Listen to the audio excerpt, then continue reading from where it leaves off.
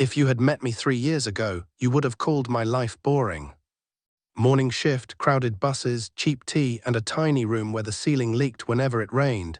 This was all I knew, and honestly I thought it was enough. I was wrong. My life stopped being simple the night the hospital sent me to the 30th floor, to a patient whose name no one dared to say out loud. The elevator felt too small for my breathing. The metal walls were so polished I could see my own face, dark circles, tired eyes, cheap lipstick already fading. I kept repeating the rules the head nurse had thrown at me in a shaking whisper. You don't ask questions, you don't look him in the eye for too long, you don't touch his phone, his files, nothing. If he tells you to leave, you leave, no argument, no drama. Then she'd added the line that had sent a cold wave down my back. No nurse has lasted more than a week with him. Some left crying, one just never came back. I almost refused right there, but then I remembered the letter in my pocket, hospital bills with my little brother's name on them, the red stamp that meant final notice. I didn't have the luxury of fear. I needed this money. They were paying double for whoever would take the Valenti case. Double was a second chance for my brother. Double meant saying yes, even if my hands were already shaking. The elevator dinged, soft but sharp, like a gun being cocked. When the doors slid open, the hospital disappeared. The corridor looked more like a five-star hotel than a clinic. Dark wood, thick carpets, dim golden lights. 2 men in black suits stood waiting. Their jackets were open, and I saw the guns on their hips before I saw their faces. ID, one of them said. His voice was flat, bored, like this was just another night guarding just another devil. I handed over my badge. He studied it, then studied me, his gaze pausing on my trembling fingers. You're new. Yes, I forced my voice not to crack. Night duty nurse, Elena. The other man glanced at my scrub top, the cheap faded blue against all this marble and glass. You know the rules.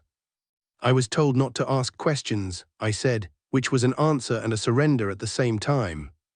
He almost smiled, almost. Good, remember them. He pushed the door open and stepped aside. He hates hospitals, he hates nurses more. If you want to live, don't give him a reason. The room was half ICU, half palace. Monitors hummed softly beside a high-tech hospital bed, wires and tubes glowing in pale blue. Beyond the floor-to-ceiling windows, the city burned with lights, rain sliding down the glass like slow tears. Plush leather chairs, a crystal decanter, a wall of books. This wasn't a patient's room. It was a throne disguised as recovery. He was standing, not lying down. Of course he was. Bare torso, black dress pants, tattoos crawling over his chest, and arms like dark waves frozen in motion. His back was turned to me, muscles tight, one hand pressing against the fresh bandage at his side. His other hand held a glass of water he wasn't drinking. The monitor beside the bed showed his heart rate, too fast. Mr. Valenti, I said, my voice smaller than I wanted.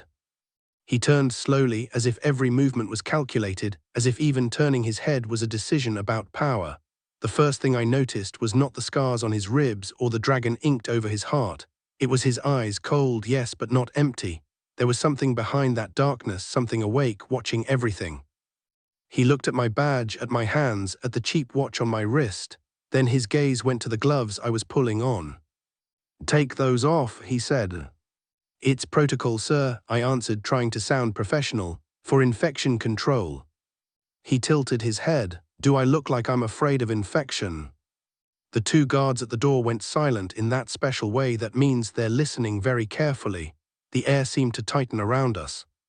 It's for your safety, I said, and then stupidly added, and for mine. His jaw flexed. He took one step toward me, then another, until I had to tilt my chin up to keep his eyes. Up close, I could see the fine lines at the corners, the faint bruising under them, the exhaustion that no amount of power could hide. For your safety, he repeated softly, almost amused. Elena, if I decide you're not safe, latex on your hands won't help you. Hearing my name in his mouth did something strange to my heartbeat. It wasn't the way he said it, calm, almost gentle. It was the fact that he knew it already. I read your file, he added, as if answering the question on my face. Top of your class, no complaints, no family listed except a younger brother, dialysis, expensive. My throat went dry. The hospital wasn't supposed to share all that. I felt exposed in a way that had nothing to do with my body. I don't like people in my space, he continued, but the doctor says I need supervision. The word tasted bad to him, so they send me you, poor girl with big debts, easy to control. I'm not easy to control, I said before I could stop myself. The guard by the door sucked in a quiet breath, like he'd just watched someone step willingly in front of a moving train. Valenti's eyes sharpened, and for a second I thought I'd made the last mistake of my life. Then, unexpectedly, one corner of his mouth lifted, not a smile, but not far from it. "We'll see," he murmured. "Fine, keep the gloves for now." I moved closer, every nerve on fire. His left side was freshly bandaged, the white already stained through with red. The bullet had gone clean, they said, clean, as if any hole in a human body could ever be clean. I reached for the dressing tray, my hands finally steadying as routine took over. Saline, gauze, antiseptic. Work. Work was the only place my fear knew how to be quiet. "Sit down," I said, gently but firm, pointing to the edge of the bed. He stared at me like I'd just told a storm to wait. The tension in the room thickened, the guards shifting slightly. Then, to everyone's surprise, including mine, he obeyed, slowly, carefully. As he lowered himself, a flash of pain crossed his face, raw and unguarded, before he buried it again under that stone mask. I peeled back the bandage. The wound was angry, red, sewn shut with dark stitches that pulled at the swollen skin. The bullet had missed his heart by less than a breath. Above it, the black ink of the dragon curled around a different mark, a small, jagged scar that looked older, deeper, as if someone had once tried to carve a memory out of him and failed. "Who did this dressing?" I muttered, more to myself than to him. "It's too tight, no wonder you can't breathe properly." "I didn't complain," he said. "You didn't have to, your body is complaining for you." The words slipped out before I could make them polite. His eyes met mine, and for the first time there was no threat there, only curiosity.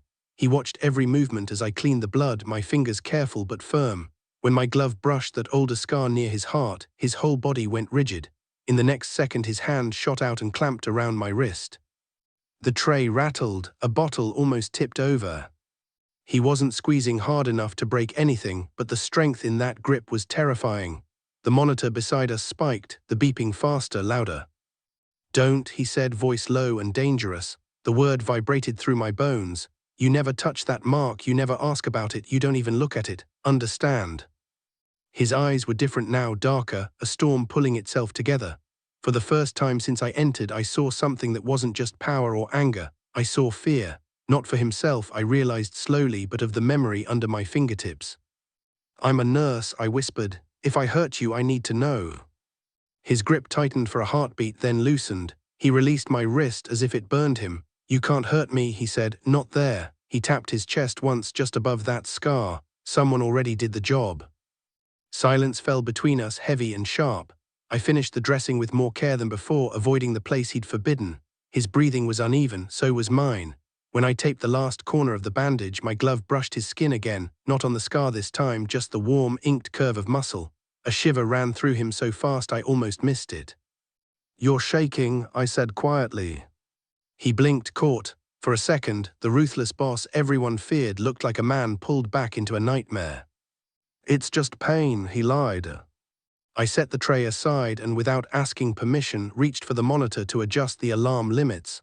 My voice came out softer than I intended. "Breathe with me, in slowly, out. You don't have to like me, but you do need oxygen." His eyes narrowed like I'd insulted him, but then his chest rose, fell, rose again, almost in time with my own. The beeping began to slow, dropping from frantic to merely fast. We stayed like that, facing each other in the half-dark, two strangers tied together by a wound and an invisible line neither of us wanted but both of us needed.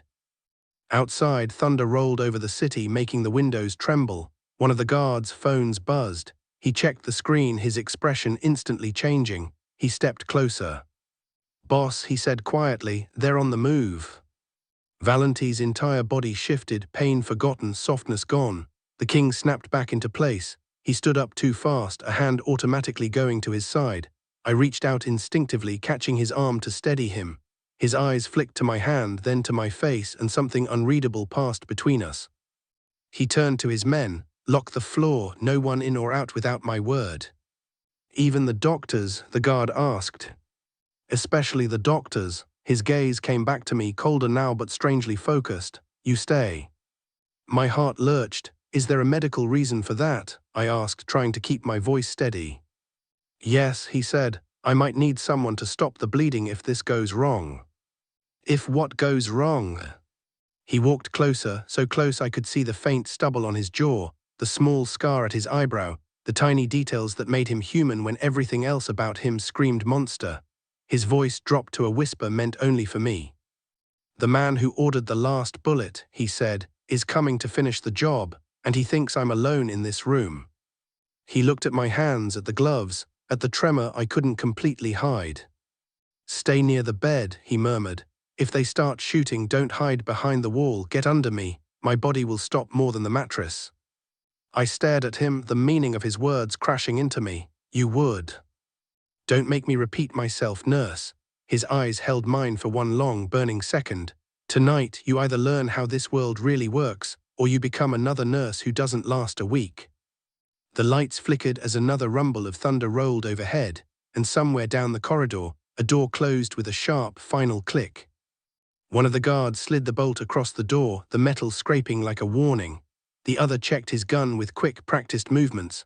I stood by the bed, my palms already damp inside the gloves, feeling way too visible under the soft, expensive lights. Valenti moved like the pain in his side was nothing more than an old memory.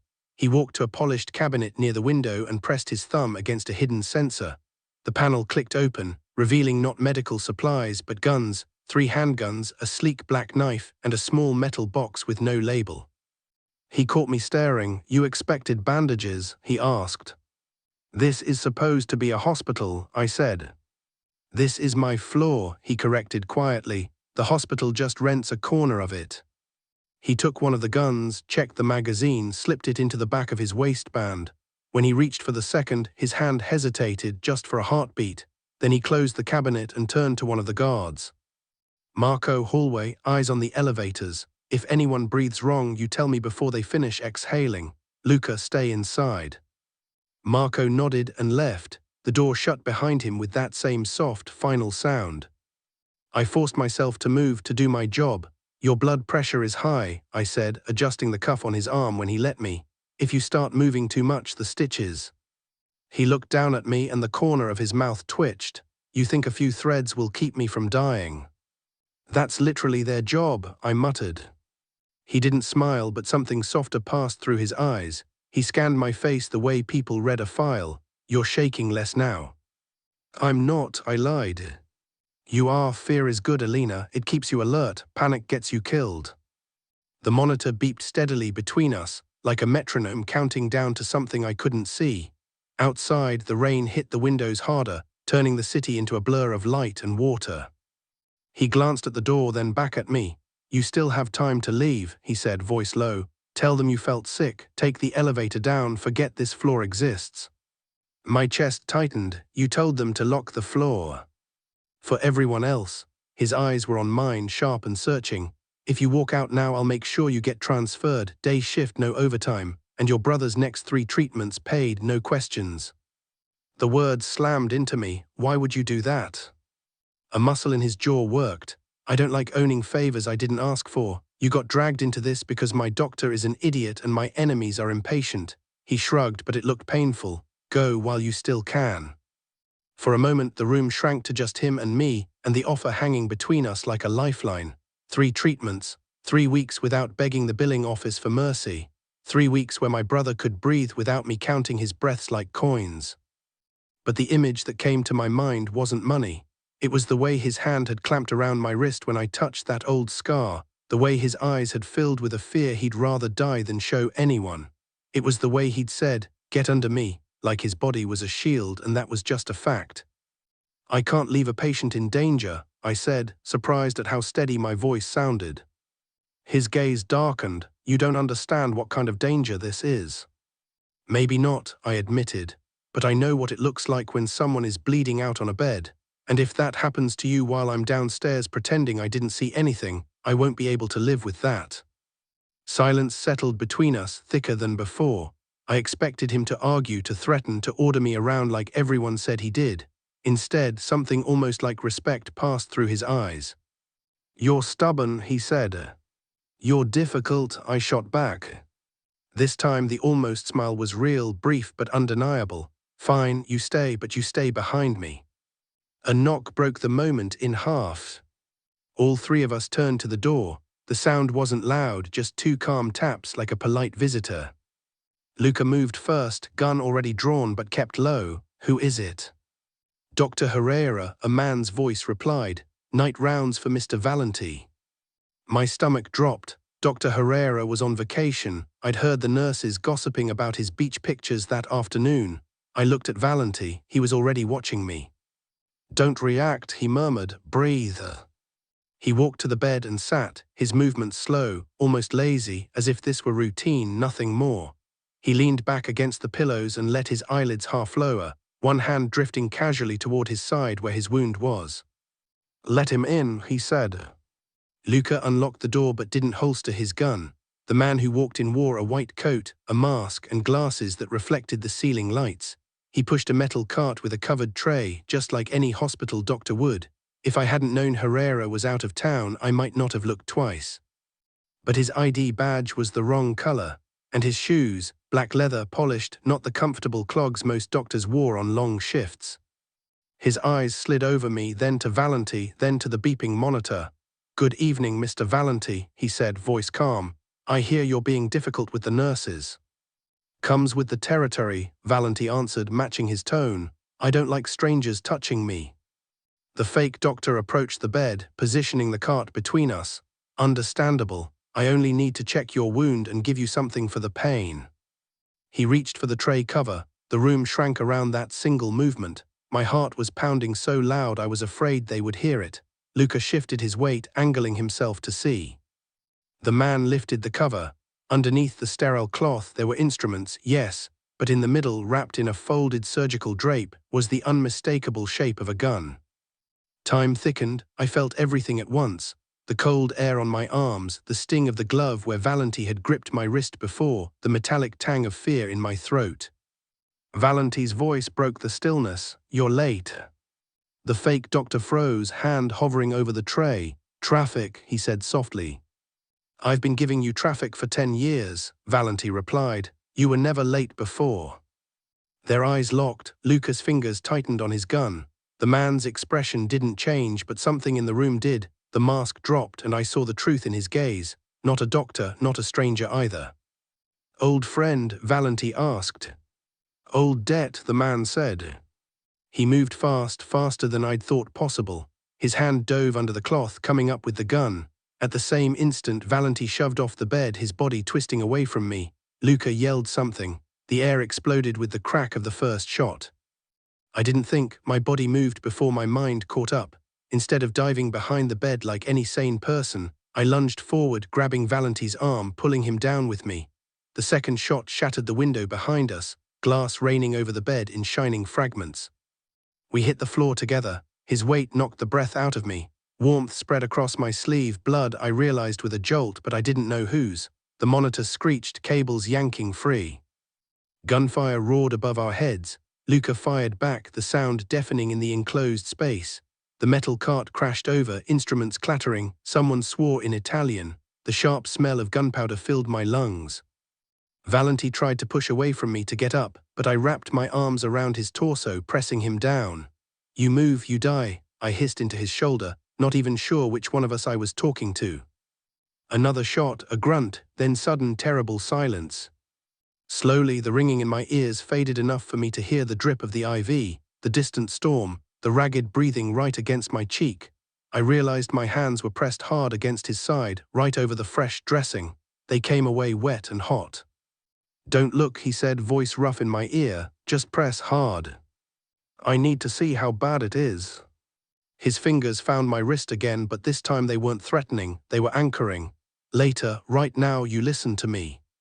His breath was unsteady, warm against my hair. They saw you move for me, he whispered. They know your face now. Whatever happens after tonight, you're not just a nurse anymore, Elena. I swallowed, the weight of his words landing heavier than his body on mine. What am I then? I asked. His answer came out hoarse, almost broken. You're a problem, he said, and in my world problems are either protected or destroyed. His words are still hanging in the air when Lucas swears under his breath. Boss, I lift my head.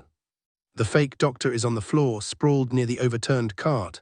Blood is spreading under his shoulder, not his chest. He's alive. His gun is kicked far away, lying near the window where rain is sneaking in through the cracked glass. Luca is bleeding too, clutching his upper arm. Marco bursts back in, gun raised, eyes wild. What happened? I heard. Clear the hallway, Valenti snaps, still half on top of me. His voice is thinner now, edged with pain. Check if he came alone. Marco vanishes. My training finally pushes through the shock, yelling at me to move. Lie back, I tell Valenti. You're bleeding through the dressing. I've had worse, he says, but when he pushes up, his arm shakes. The bandage over his side is soaked, the white turned almost black-red in the low light. On the bed, now, I don't ask, I order. His eyes flash like he's about to argue just because he can. Then he looks down, really sees his own blood, and something in his face changes. He gives Luca a sharp nod. Help her. Between the two of us, we get him onto the bed. He's heavy, solid muscle and stubbornness. Every small movement pulls at his wound. He bites down on whatever sound wants to escape his throat, jaw clenched so hard I can see the tension in his neck. Gloves, I mutter, grabbing a fresh pair with shaking hands. My mind goes into that cold, clear place I only find in emergencies. Luca, put pressure here, both hands, don't let go until I say. I can, Valenti starts. Shut up, I say, louder than I intend. If you talk, I can't hear if your lungs are filling with blood. The room freezes. No one talks to him like that, not his men, not the doctors, not anyone. Then slowly, Luca obeys me, pressing down on the wound, and Valenti actually closes his mouth. Marco returns, corridors clear, no one else, the cameras are off. Valenti finishes. They've been off since he stepped on the floor. He takes a shallow breath. Call Rivas. Your surgeon, Marco asks. Yes, now tell him to use the service elevator. No sirens, no ambulance, no police. His eyes cut to me. We handle this in-house. I stare at him. He needs an OR, blood bank, backup. You're the backup, he says. If something goes wrong, you die on this bed, I snap. And then what? Your men start a war in the middle of a hospital. His gaze sharpens. For a second I think I've gone too far, then his lips twist. You're very brave when my blood is already on your hands, he murmurs. I'm not brave, I say, I'm practical. But inside, my heart is pounding so hard I can taste metal on my tongue. Rivas arrives faster than I expect, carrying a black bag instead of a nice clean hospital kit. He's older, hair mostly grey, eyes tired but sharp. One look at the room and he understands more than I want him to. This is not a theatre, he grumbles, this is a lawsuit. And yet here you are, Valenti says. Rivas sighs, opens his bag. Because you keep getting shot, lie still. He starts barking orders to me. You nurse, sterile field, open that saline, start a large bore line, do you know what that is? I meet his eyes. I work in emergency, I know exactly what that is. For the next hour, time is just hands and blood and numbers. We cut away the ruined dressing. Rivas works fast, his movements efficient, no wasted motion. I start another IV, hang fluids, watch the monitor like it's a second heartbeat. Luca and Marco hover near the door, useless and restless. The fake Dr. Matteo, someone called him that once, I think, is tied up, slumped in the corner, watched by a third man who appeared from nowhere. Valenti drifts in and out of consciousness. Every time his blood pressure dips, my own stomach drops with it. I press gauze into Rivas's hand before he asks. He glances at me once, brief approval in his eyes. He's lucky, the doctor mutters under his breath. He doesn't look lucky, I answer. He has you, that counts. We manage to stabilize him. The new bullet tore through muscle, not organ. It's bad, but not the worst I've seen. Rivas stitches him with a speed that would impress any surgeon I've ever met. When it's finally over, the sky outside is starting to pale from deep black to soft grey. The city looks tired, so do we. Rivas peels off his gloves. He needs rest, no more acrobatics, pain control, fluids, watch for fever. He looks at me. Can you handle that? Yes, sir. Then listen, Nina. His tone softens. You didn't see anything tonight, understand? I meet his gaze. If the police ask, I'll tell them what I saw. A man who almost died because his pride is bigger than his brain. For a second, the old doctor just stares at me. Then, unexpectedly, he chuckles. You're going to be trouble, he says. Good, he needs that. He leaves with Marco. The room grows quiet. Luca takes a chair by the door, cradling his bandaged arm, his gun now resting in his lap instead of his hand. I sit beside the bed. My scrub top is stained, my hair falling out of its tie, my body trembling now that the crisis is over. I should go. I should shower, sleep, pretend I don't know what kind of world exists behind the hospital walls. But I don't move. Valenti's eyes open sometime after dawn. He turns his head slowly, wincing as the movement pulls his stitches. "You're still here," he croaks. I nod. "Someone has to keep you from ripping yourself open every 5 minutes. He studies me, gaze clearer than before. "You could have left, Reavers would have managed." "I know. Why didn't you?" I think of my brother, of the nights I sat beside his bed counting the seconds between his breaths, knowing one day I might count and there would be nothing at the end. I think of the list of rules the head nurse gave me. Don't look him in the eyes, don't ask questions, don't get involved. I broke too many rules already, I say quietly. Leaving felt like one more I couldn't live with. Something shifts in his face at that word, rules. His hand moves, the one not caged by IV lines, and rests lightly over the bandage on his chest, near that old scar I'm not allowed to mention. His fingers press there like they always return to that same piece of pain. "You asked me earlier," he says slowly, his voice rough with exhaustion, "what that mark is." I stay silent. I don't want to push. I also don't want to breathe too loudly and scare the moment away. "It's from the first time I died," he says. I frown. "You're still here." "Not the way I was." His eyes drift to the window, to the light crawling over the glass. "I had a sister, Leah. She was younger than you, all bones and big eyes. She used to follow me everywhere, even when I told her not to, especially then." His jaw tightens, but he keeps going. "I joined this life to protect her. Funny, isn't it? You jump into the fire so the people you love won't burn, but the fire doesn't care who you meant to save." The room feels smaller. The beeping from the monitor is the only sound. "She got caught in a crossfire," he says. "My enemies were aiming for me. I did what you did tonight. I pulled her under me, tried to make my body a wall." His fingers press harder over the scar. "The bullet went through her first, then into me. She died on the cold floor of a church, looking at me like I had broken the world." I swallow hard. "I survived," he continues. "Doctors said it was a miracle. I don't believe in miracles, I believe in debts. This scar is mine, my punishment, my reminder." "Why didn't you want me to touch it?" I ask, my voice barely there. "Because when anyone touches it, I remember her last breath." His eyes come back to mine, and I don't let myself remember for free. His honesty hits harder than any gunshot sound I heard tonight. "You offered to pay for my brother's treatments," I say slowly. "Was that because of her?" "I offered to pay so you would leave," he says, "so you wouldn't be another sibling I watched die." A faint, humorless smile ghosts over his lips. "And because I checked your file and saw the hospital had already rejected 3 of your payment plans, they always find a way to bleed the poor dry." My chest tightens. You read my file before I came up." "I asked for the most stubborn nurse they had," he says. "They sent you. After you left the first night, I called the administrator. Your brother's next treatments are covered. A donation from an unnamed foundation. They'll never tell you it was mine." I blink hard. The hospital had mentioned an anonymous donor on the phone yesterday, just one sentence, like a small mercy that dropped from nowhere. I hadn't had time to think about it. Now I know where it came from. "Why didn't you tell me?" I whisper. "Because I don't do kindness for thanks," he says. "And because in my world, if anyone knows what I care about, they aim for it. You, your brother. I keep my weaknesses hidden, Elena." He pauses. "Or I did." The silence between us now is not empty, it's full, of everything said and unsaid, of all the lines we've both already crossed. "You called me a problem," I say. "Am I still one?" "Yes," he answers without hesitation, "because now I have to make a choice. Either I erase you from this life completely, send you far away where my enemies can never find you, or I keep you close enough to protect." I should tell him to send me away. Any sensible person would.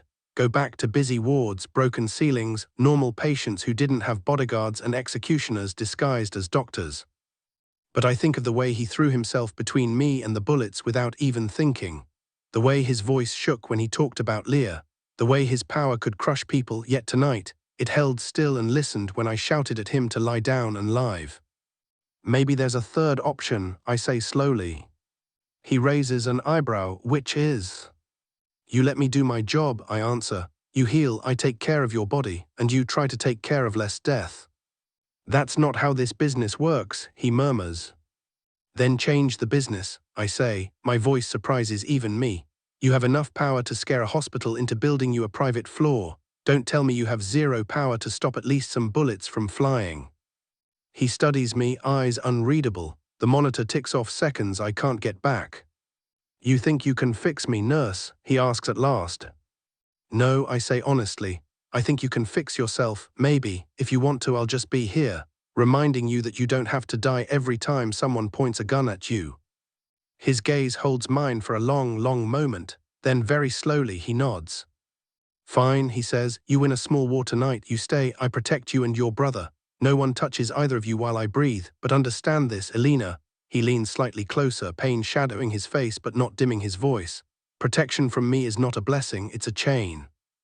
I know, I say, but I've been chained to fear and poverty my whole life. If I have to be chained to something, I'd rather it be to someone who at least tries to remember what a heart is for. He exhales, something like a laugh twisted with a sigh. You really did break all the rules. Yours, the hospital's, my own, I shrug. And you're still alive, so maybe some rules deserve to be broken. Weeks pass. The gossip among the nurses is wild. The Valenti nurse becomes a phrase, half warning, half legend. They say no nurse lasted a week with him. They're right, I didn't last a week. I stayed longer. My brother's treatments continue, fully paid. A friend in billing whispers to me that the anonymous foundation has also covered 3 other kids on the ward. No one knows why, I do. Valenti moves out of the hospital into a guarded villa with a proper medical room. Reva's visits once a week. I'm there every day. There are still guns in the house, still men in suits outside the doors, but inside his room I make new rules. No weapons on the bed, I say one afternoon when he tries to keep a gun under his pillow. He stares at me, then slides it onto the bedside table. You're impossible. That's why you hired me, I answer. Sometimes, late at night, when the monitors are quiet and the house has settled, he tells me small pieces of his world. I don't pretend it's clean, he doesn't pretend he's a saint, but I watch the way he moves his men away from hospitals, from schools, from streets where children play.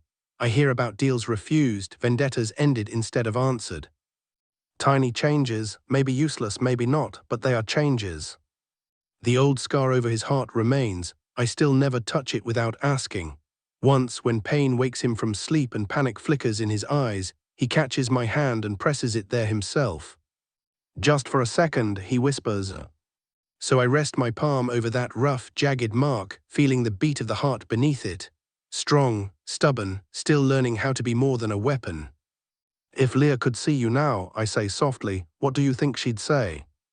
He closes his eyes. She'd say I took too long. I smile a little, maybe, but you're here. So am I.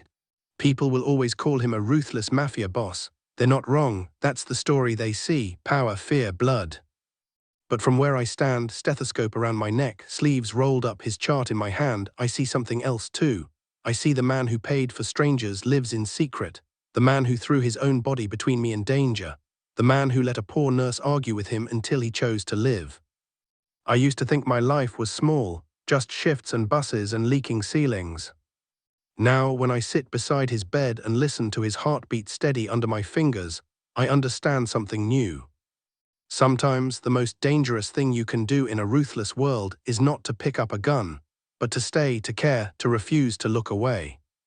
I broke every rule I was given. And in doing that, I didn't just keep a mafia boss alive. I found the part of myself that refuses to be afraid of the dark.